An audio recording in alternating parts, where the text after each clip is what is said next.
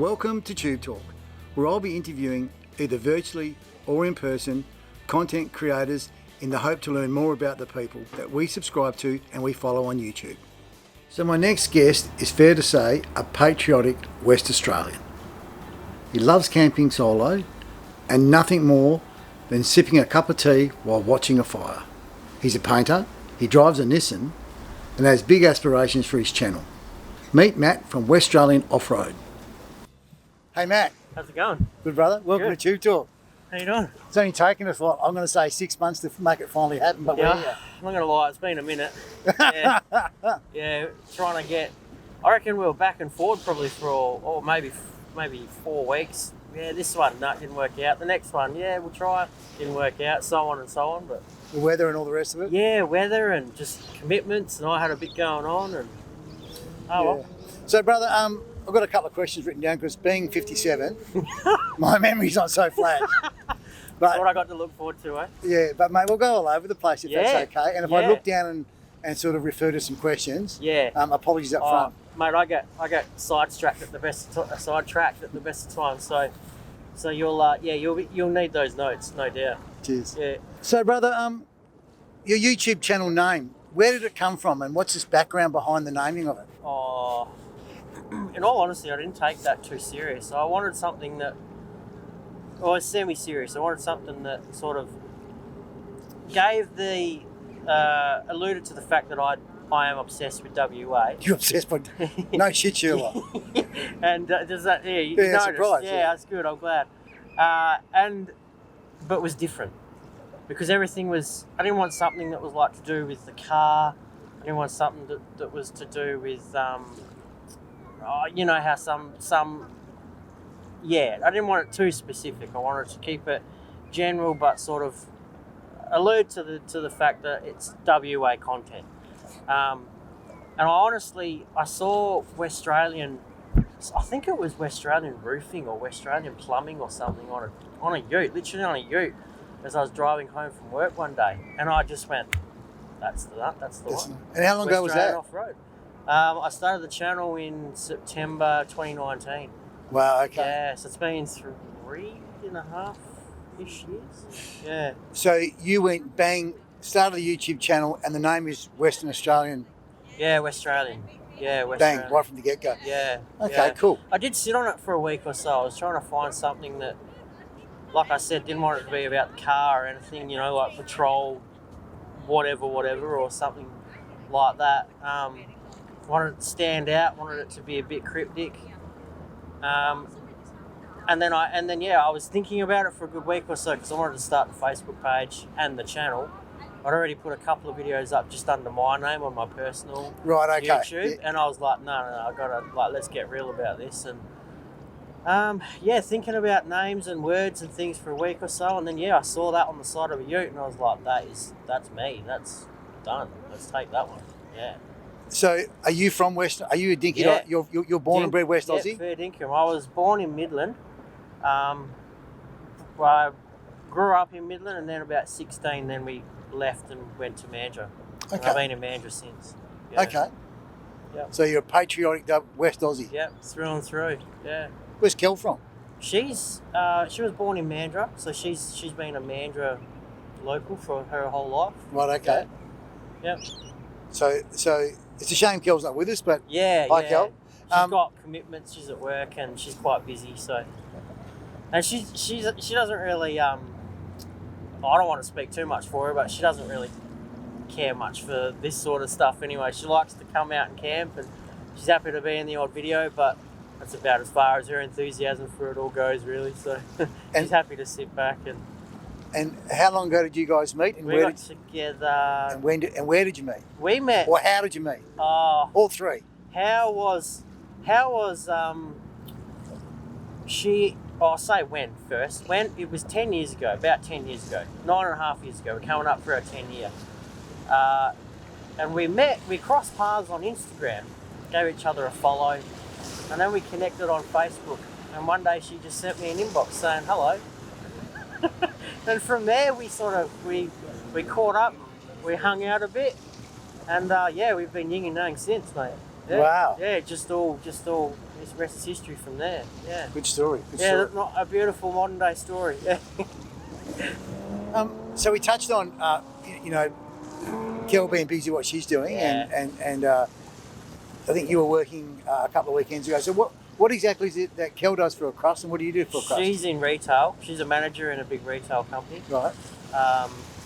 So she's quite busy with that, as you can imagine. And I'm a house painter. You're a house painter? Yeah. Yeah. Wow. I've been a house painter for 22 years. So you clearly work for yourself, or do you work for Yeah, I someone? work for myself now. Yeah. I've been out on my own now for about a year and a half. So everything prior to that, I was working for other people. I was in one job for 11 years, and then another job was 3 years, and the job before that was 7. So, yeah. Any apprentices? No. Now I'm just doing my own thing, and I just come and go as I please. Take whatever jobs I want, whatever jobs I don't want, I don't take, and I'm just taking it pretty easy now. Yeah. Cool, taking it pretty easy. Yeah. So random question, mate, is how would you describe your disposition? My disposition. I reckon I've got it pegged, but I might be miles off. A lot of people say that I'm quite calm. That's not necessarily true. Ooh, Yeah, I come across quite calm. breaking news. Yeah, a little bit. Yeah, I can actually be quite wound up. Yeah, I've got pretty bad anxiety. Yeah, fair dinkum. But I think the way that I come across so calm is because when I'm filming and you see this angle of me in my life, that is when I'm calm. That is when I'm away from everything that's winding me up, and I'm at ease and I'm comfortable, and for the most part I haven't got any real anxiety that's getting at me. And so in front of the camera I'm at peace and I'm comfortable. In your peaceful place. Yeah.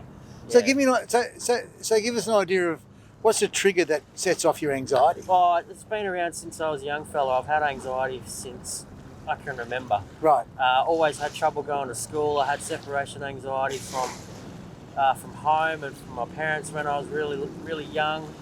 A long time before I could even understand what it was. I just always had this trepidation and fear that controlled me as a young fella trying to go to school. And growing up into my teens, I got a lot more independent when I started riding BMX. That gave me a lot of independence and a lot of confidence, and I found a lot of peace from my anxiety with that, riding BMX. And then I got my license, and that helped as well.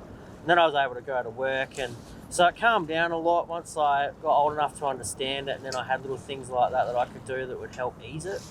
But yeah, it's still been something that is there. It's still, like big crowd settings, and sometimes even on trips, if we're far away from home, I might get sort of like, best I can explain it would be sort of like almost a real homesick feeling, but it's actually anxiety. Okay. I'm feeling anxious that I'm sort of away from home and comfort. But that's one of the beautiful things. That's why I love to do this, because it does push me. You know, it's a good avenue to push me and keep getting yourself out of the comfort zone in whatever way that works best for you. Because you do a fair bit of solo stuff, right? Oh yeah, a lot. Yeah, mostly it is Mostly solo. Yeah, mostly. Yeah, okay. Yeah, so that's been a big one as well. Yeah, using that as an avenue to. There's plenty of times when I don't feel like going out, or I don't feel like camping even, and but I can use it to push myself, and just life's about pushing it. You got to keep moving forward, don't you? Too true, brother. Too true. So we touched on you doing a bit of solo missions, and you clearly like to go camping. Yeah. So, what are your 3 most must-haves when you go camping? Ooh, 3 must-haves. Dry jarrah. Oh yes. Need a fire. Yes, need a fire. Yeah. Something nice to cook. Because I think it's important to be busy at camp, and that's how a lot of people come undone when they're solo camping. Because they're not busy enough. Oh, I've got too much time to sit around and think. Cooking's one way to keep busy. Yeah.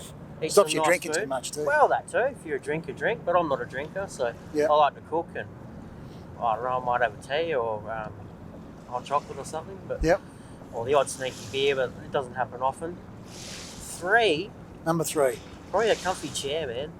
Because while all that's said and done, you want to be able to sit down and What is that chair you got? That's a pretty cool looking It's chair. a Helinox chair. Yeah, I got it from Go Camping just up in Balcatta. Okay. Az and Curl and Mealy are up there.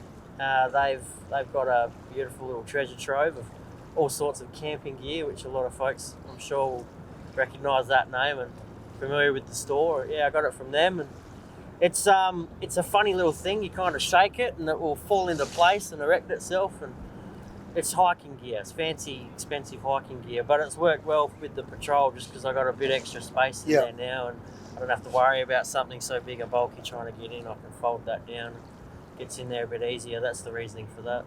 I'll give you the drum. These chairs aren't easy to fold down and stuff. No, that's the thing. Like you need a university degree to figure them out, and have no anxiety. I'll give you the drum. Well, I don't know. That chair I've got gives Kelly a bit of anxiety.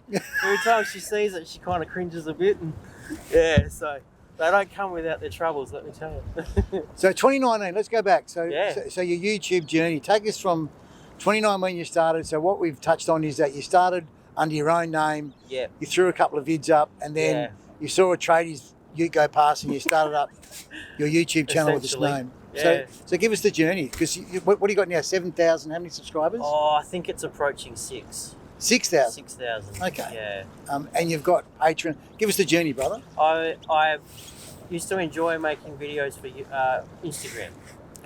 So at one point there, for a while, I was taking a little cheap $12 tripod that I bought on eBay. Thing's long gone now, as you can imagine. It was about as stable as a cheap Chinese tent. It was absolute rubbish. It broke in about 3 trips. The thing broke and it ended up in a bin. Rest its cotton socks. So I ended up making some little videos, just pulling that thing out with my phone and making some videos of me coming through puddles and stuff to post on Instagram. Nothing too serious. But that actually became quite cathartic. Gave me something to do, and it also gave me something to look forward to when I was out. I kind of enjoyed the whole documenting, going out camping, and then it kind of, there's only so much you could do, especially at that point in time. Let's say 5-6 years back on Instagram, short format videos. They don't really do anything for me. I'm a bit of a storyteller, and so I wanted to create something a bit more in depth, a bit more meaningful, and so that was where the idea of a YouTube video came from. And I thought the only place for that, it's not Instagram, it's for a longer format, in-depth video. The only place for that is YouTube. So that's sort of where the idea came from. I thought I'll just take my phone out and film a little trip here and there, and then the bug bit, man. It got me on the ass hard, and I was hooked. I love the filming, and then equally as much the sitting down and putting something together and creating it, and then that satisfaction of, I made that, that's mine, I created that. It gives you a bit of a Sense of achievement. Yeah, a little turn in your tummy, they get those butterflies because you've created something you're proud of, and then you can throw that up, and people of any sort of degree might want to watch it and enjoy it. It was born from that, yeah. Yeah, it's interesting because I've asked that question to a few guys that I've interviewed, and I think creating the content, actually building the content that you take, is the most satisfying thing. It's good fun camping, yes, it's good fun, going fishing or boating or whatever, and taking the content, but it's actually building it. Yeah. 100%. Once I always go out with sort of a storyline in mind. Yep. If it's a video that will have a storyline. But I approach that even in the sense of, say, a silent video or an overnighter where I know I'm only going to be there to cook tea, film the evening around camp, and then a morning scene, pack up and go home. It's still, to me, that's still a story. And it all has to work. It all has to flow. It's got to be cohesive and make sense. And it has to be meaningful still, even though there might not be a lot of dialogue or much to the video. And so that's very important for me. And so when I'm thinking about that pre-trip and I get there and I'm creating it, so to speak, with the camera. Yep. Then once it's finished, I'm like, all right, let's get home and make this thing. I'm just equally, if not more, excited to get home and to the computer and bang it all together, And I don't know how it's all going to play out. I don't watch the footage when I'm out there. I don't look back at anything. Yep. I take the shot, I grab the camera and move on to the next one, and so then when I sit down, it's all completely unseen. I haven't looked at it. I don't know what I've got. There's some that's crap and it goes straight to the bin. I can't use that. There's some that I sit there and I'm like, oh my goodness, look at what I've managed to capture here. That's amazing. And yeah, it's a very cathartic and rewarding process. It's a good hobby, isn't it? It's become more than a hobby, actually. It's if I could get paid to do it, I would. Well, Yeah, that's yeah. one of my questions towards the end. Oh, brother. there you go. Spoiler alert. Mate, take me through your Patreon journey. I mean, because some Yes. crew have got patrons, some Yep. crew got, like Giddo hasn't got, like Giddo's got 240 odd That's thousand surprising. Yeah. subscribers, surprising. but he did have Patreon at one stage. Take us through your Patreon journey. I was very, very nervous in the beginning. It took me a year or so to actually commit to doing it because I was very nervous in the beginning of taking people's money. The idea terrifies me. It still does now, even though I've got a Patreon. I don't want to let anyone down. I don't want to take people's money and then not deliver on what they're paying me for. You know, if I miss a video for a fortnight or something, which I quite often do because life's hectic and sometimes you just You're can't paying get a houses. video. Exactly. Yeah. Making a quid. It's hard work, and you know I've always felt quite nervous that if I'm taking people's money, am I going to be giving them what they're paying for? And that's always been quite daunting for me. But one thing that did lead me to actually commit to doing it was a good friend of mine, Kip. He said to me, "Look, man, there's some people that sure they're only going to pay you because they expect something from you, but he said there's people that will pay you just for the simple fact that you exist. They just want to be able, they just want to be able to chip in and just support you no matter what you're doing, just because they love the fact you exist and you're doing something, and they really appreciate it." And I was like, well, far out, that says it all then. So I thought, okay, I'll make a Patreon. I'll keep the amount low. I've just got the one amount. I haven't got any level of tiers, so everyone just gets the same thing. Everyone's paying the same amount, and it's if you want to chip in and you sort of know what you're going to get, which maybe isn't a lot compared to other channels, but it's not a very high amount either. And if you're not happy, not satisfied, then withdraw. And I'm completely at peace with that. And so if anyone wants to, you know, I try and put on I did a camp out at the beginning of June. There was about 30 of us that turned up out. Sorry, just say that again. How many? 30.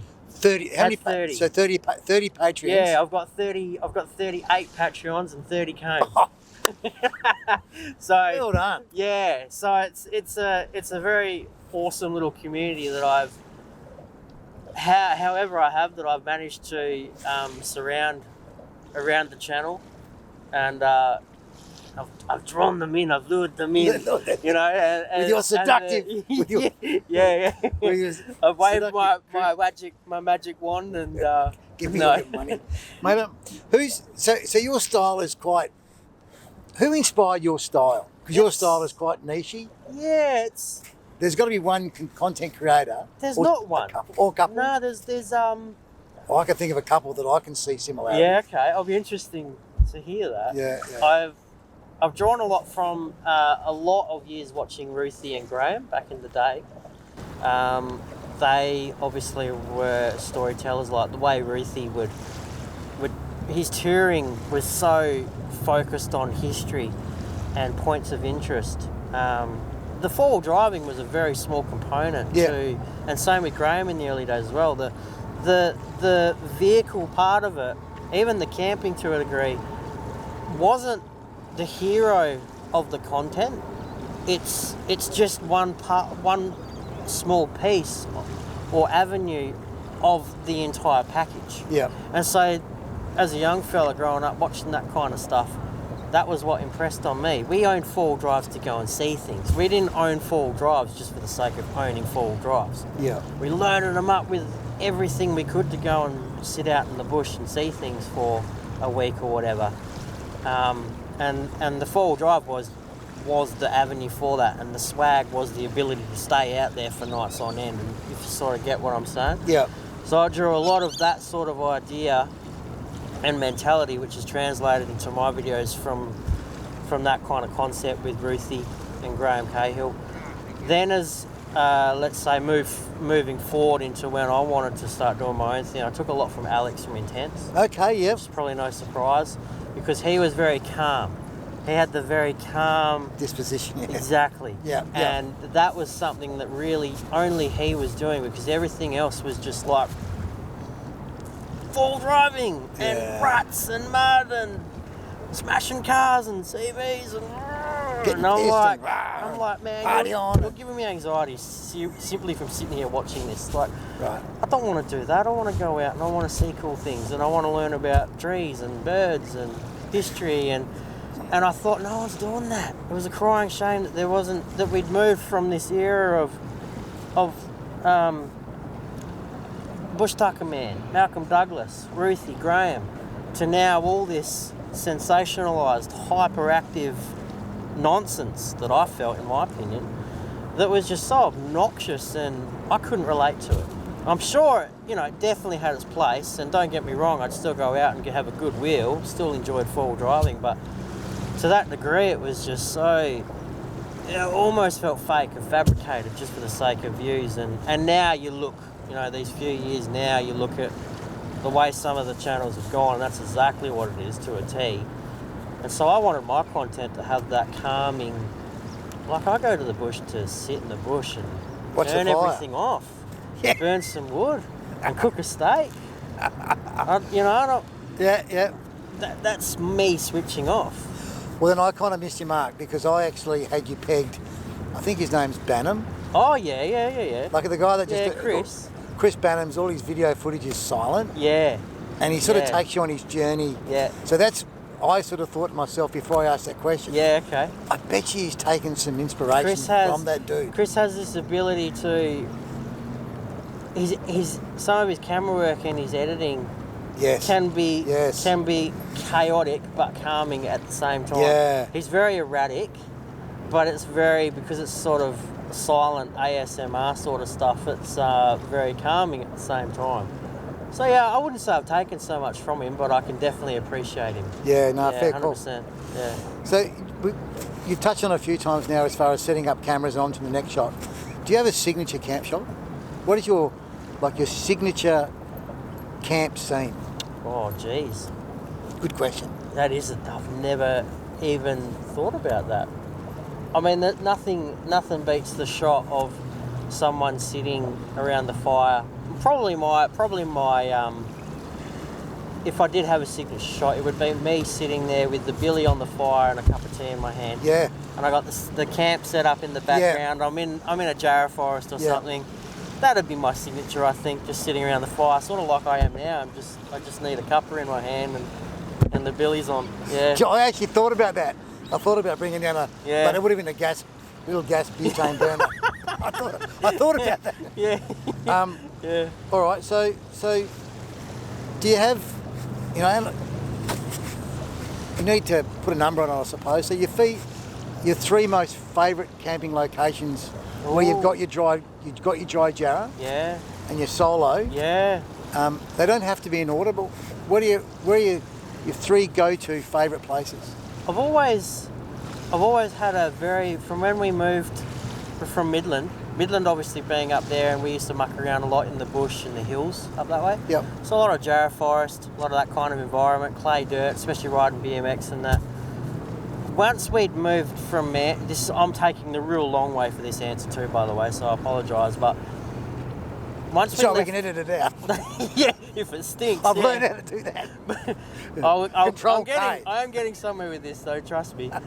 Leaving all that, growing up in the bush as a young fella, to then a total sea change, quite literally going to Mandurah, being on the coast with nothing but flat, sandy beaches everywhere.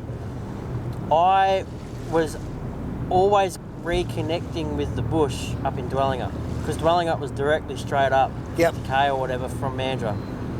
So that would be where I would go to, and every time I'd go to Dwellingup, I'd be back in the bush and I'd feel connected with my childhood, because it's very similar to where I grew up in Midland. So then once I started camping, obviously I was spending a lot of time, and I still do now, camping in Dwellingup. So Dwellingup is number one? Dwellingup's number one. Just because on the river? Yeah. I mean, there's a few nice stunning spots just deep in the bush that I know of too, that I'll head off and just bury myself in them as well, not on the river, that aren't popular, and I can have a place to myself as well. But yeah, if you can snag a spot there on the river, one little side note with it is it's very popular these days and it's not all that very respected. So I don't do a lot of the free camping up around those areas up there now, just because they're so hammered with rubbish and they get extremely busy. But dwelling up as a whole in general, that entire area, I've been going there now for the last 20 plus years and I'm incredibly connected to that place. And that would be, if I'm keen for a one-nighter, no cameras, just want to camp, I'm usually going to be up there somewhere. Number 2? 2's Borenup. Borenup? Yep. Or how did you say? Borenup, either one. Either one, depends. Tomato? Yeah. That's down south of Margaret River. Yeah. And again, in the Cape. You can be on the beach, or you can be inland. You can drive through 500-year-old carry forest with 80 metre high carry trees, come out onto a cliff face that's just endless coastline. Where do you? I mean, there's probably a few places, let's be honest, but there's not many. Where else do you get that?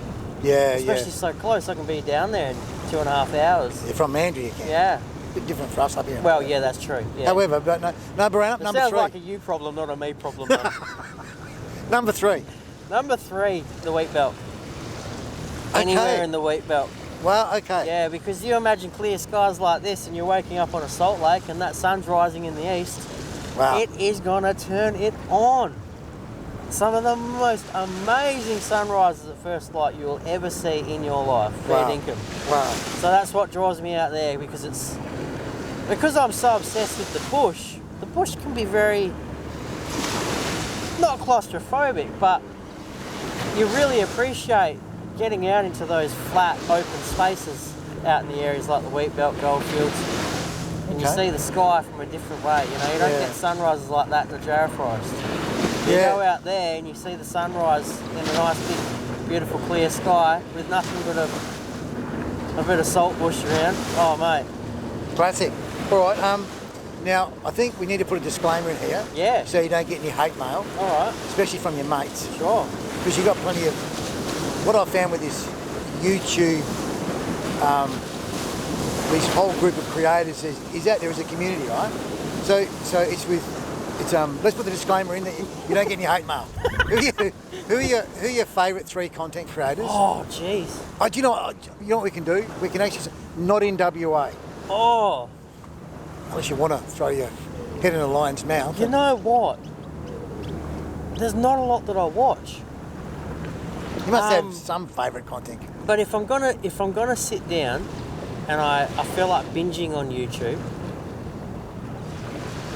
the first thing and this will be very, very ironic, the first thing that if there's a new sales solo or an off-grid or something from Graham Cahill, that'll be the first thing I'll put on. Okay, so then Graham's one of your favourite content? Oh, 100%. Okay, number 1, Graham. Yeah. Graham Cahill. So... 2 more. And, you know, I love the guy to bits as well. So you know him off... Yeah, he and I are good mates, yeah. Okay, cool. And so, you know, I've always followed him before I knew him, and now I know him. And I really appreciate what he's been able to do now by getting out back to doing his own solo touring stuff, and then now with the off-grid.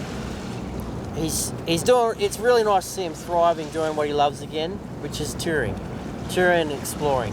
That's where his heart lies. So I'm really thrilled to see him being able to do that. Give us number 3. Number 3 or 2. No, you did. Oh, so that was Graham, number 1. Yeah. Yeah. Sorry, you're right. Yeah.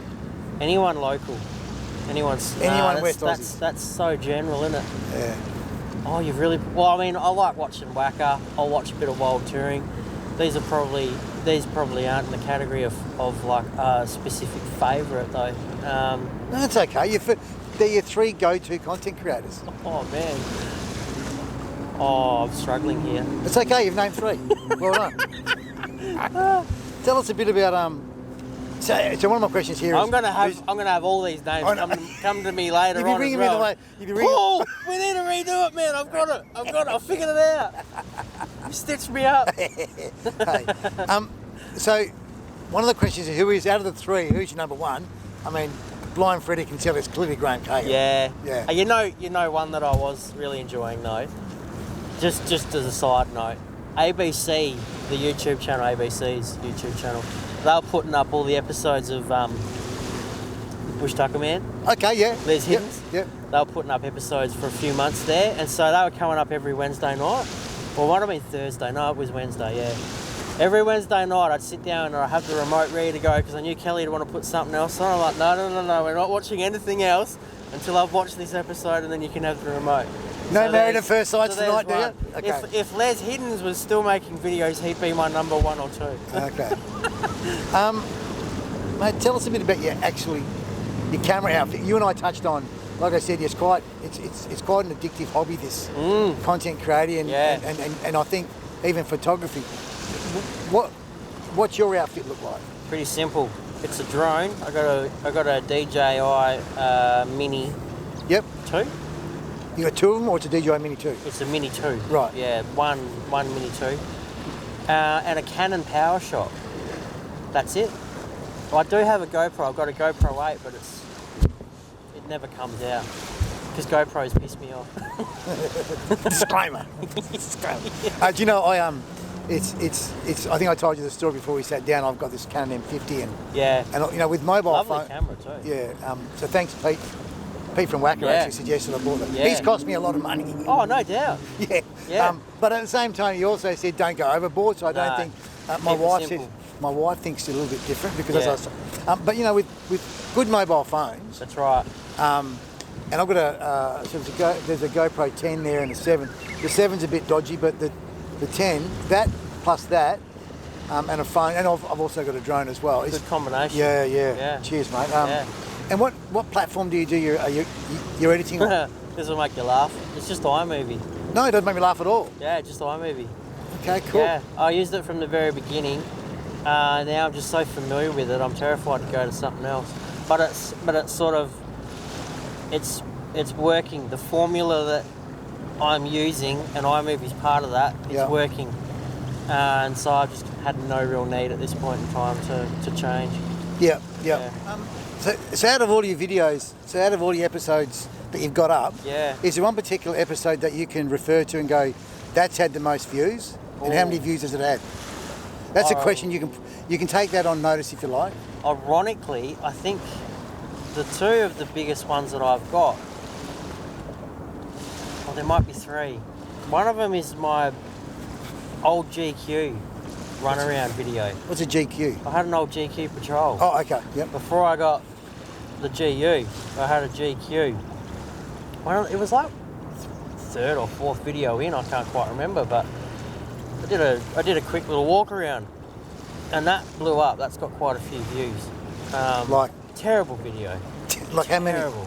Oh, I think, well, it blew up for me 16,000 or something. Wow. Yeah, I mean, in YouTube terms, it's not big, but for me, that's not bad. Okay, yeah. And there was another one that I did which went pretty well, was 2021. I'll try and dig that out, by the way. Yeah, go for it. Yeah, 2021 we had a heap of rain. I think June got 300 odd mil of rain. So I went up to Dwellingup and I filmed just how swollen the Murray River was through there. And fair dinkum, it was the most amount of water I've ever seen in that place. It was absolutely swollen. And that video, I didn't think anything of it. It took an afternoon to film, a couple of hours to edit up. I didn't really think anything of it. I actually thought this is a stupid idea for a video. No one's going to want to see this. But I did it anyway. I needed a video. I wanted to put something up, so I committed to it and I did it. And yeah, it went really well. It was really well received. Yeah. And again, you're talking 15, 16 in the sort of high teens. No, that one was maybe 12. Wow. 12 or 13,000. Yeah. So I didn't expect that from that one, not at all. Mate, but it's funny. YouTube will do that. You'll have a video where you don't think anything of it, and it will explode, and then you put your heart and soul into another one, and it'll nosedive a horrible death. So, nature of the beast. None of mine have gone. Like I haven't broken through the 1,000 yet for any of them, but I hear you loud. Your time will come. Yeah. Some of the stuff, like some of the people that I've interviewed, I found fascinating. And I'm going, this is going to go nuts. Yeah. Bong. Yeah. Anyway. Nature of the beast, mate. So here's one, because you're a bit of a doyen. Yeah. 2019. So there's a newbie on the block. Yep. Okay, it's over here. Yeah. So just treat me as a newbie, or Sure. and I think I'm still a relative newbie. Yep. So 3 bits of advice for a newbie content creator, and actually why the advice you're giving. Don't take it too seriously. Tick, number 1. Yeah. Yep. Love it. Don't throw all your biscuits into the one jar. Yep. Don't expect too much from it. Yep. The more you expect, the less satisfied you'll be. You have to approach it with, and I've had to learn this a bit the hard way myself, even, because it's very easy to get so focused on it, and it's not giving you the results that you want. Yep. Maybe not so much even expect, but just that you want, and it can be a real kick in the balls, and it can be. I can edit that out. Sorry. Beep. Yeah. It can be a kick in the guts. I like that. It can be a real kick in the guts because you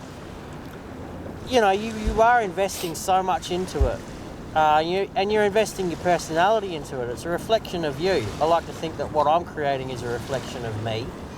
And when you've got so much invested into something and you see it's not really, you're not really reaping anything from what you've sowed, so to speak, it can be brutal. Okay. And so I've learnt to just sort of approach it with the fact of, well, it is what it is. Yeah. And you gotta treat it accordingly. And number 3, I would say, you just gotta be yourself. Yeah, love it. There's nothing else I can recommend any more than just to be you. Be an open book. Be humble. Be calm. Be authentic. Be authentic. But what I'm saying is, an overused word, but I love it. If you're not calm, be hypo. If that's your personality, be hypo. Yeah. As long as you're being you. If you're obnoxious and loud and full on, then if that's you, then do that. Put it up. All right. Yeah.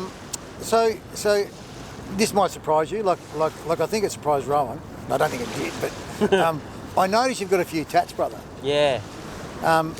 So don't want you to strip off entirely, but is there one particular tattoo that it's got serious meaning? Yeah, there's a few. I had my thighs done. These are one of the very first tattoos I got many years ago. One's a ship sailing through the water. Right. The other one's a lighthouse. And they're encapsulated in a rope banner border type thing with a banner down the bottom. One says sink, one says swim. Love it. That's pretty deep. Yeah, very deep. Yeah, but that was from a very, not to get into it all, but that was a pretty dark time in my life. I've had a few, but that was a pretty dark time. I came through it. And so those tattoos, being some of the first tattoos I'd ever gotten, I wanted it to be quite meaningful, and that was something that meant a bit to me. Yep.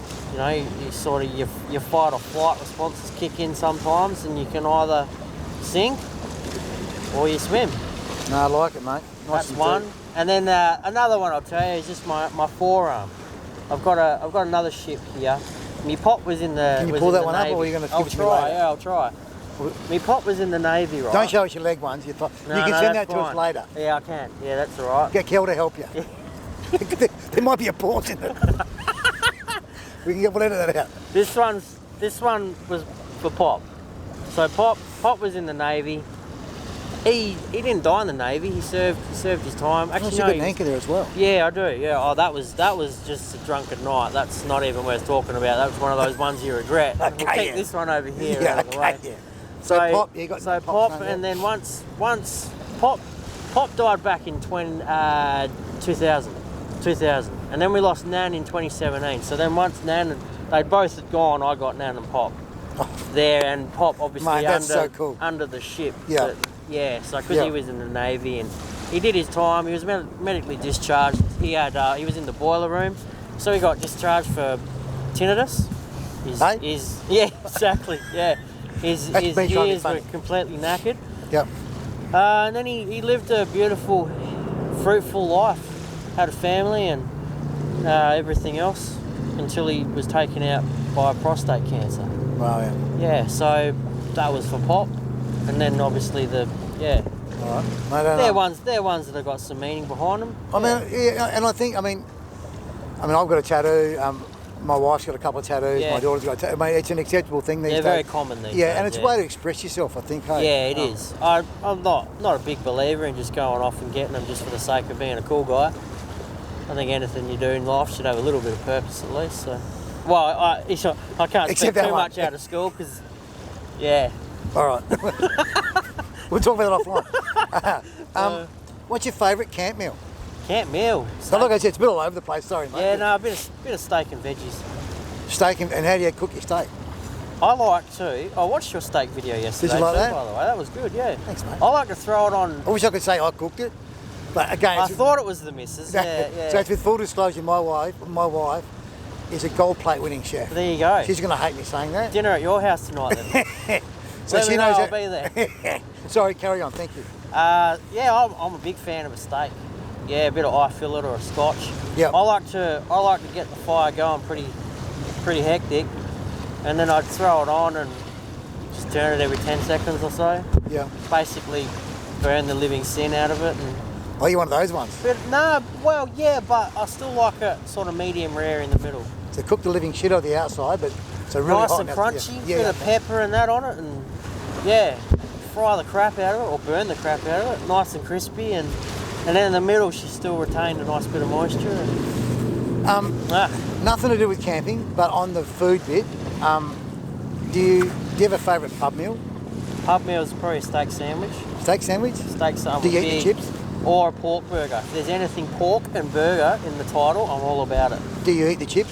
Yeah, 100%. Yeah. All right, so I'll let you in on a little secret. Go.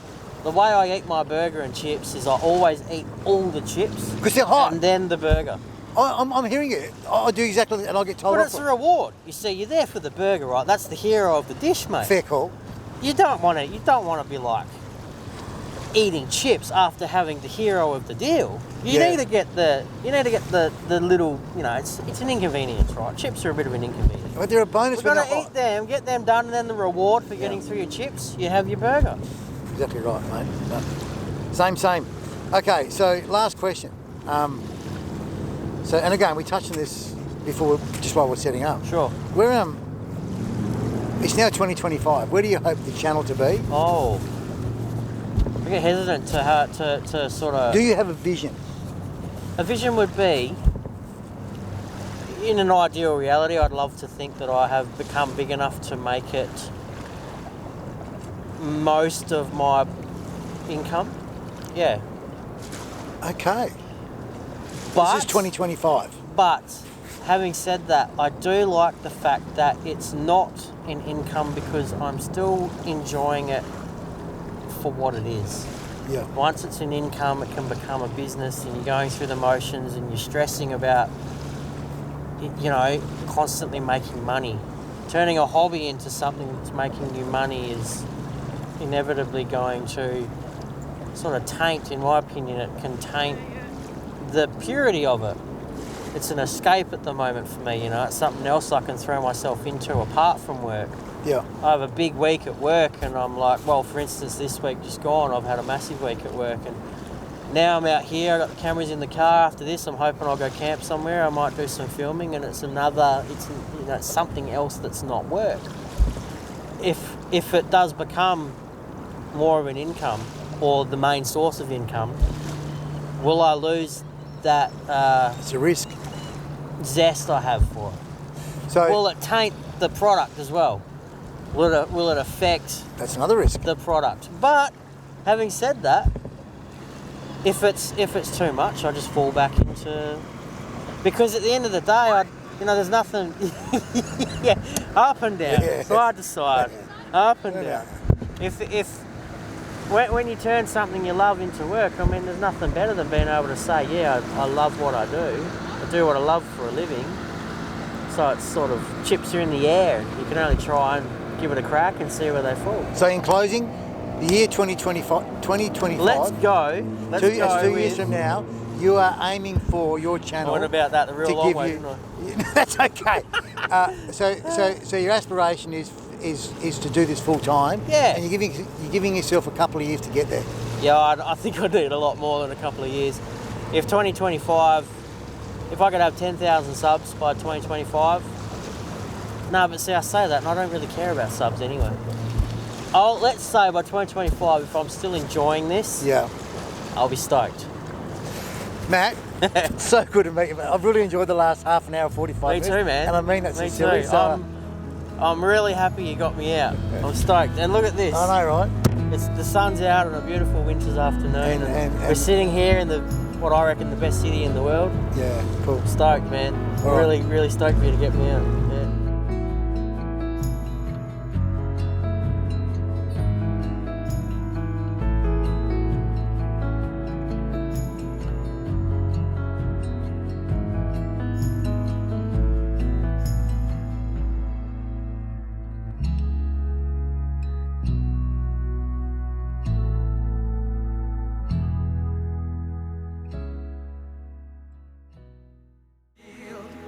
Hey, thanks for watching. If you enjoyed, please subscribe. Don't forget to hit the bell. We're for now.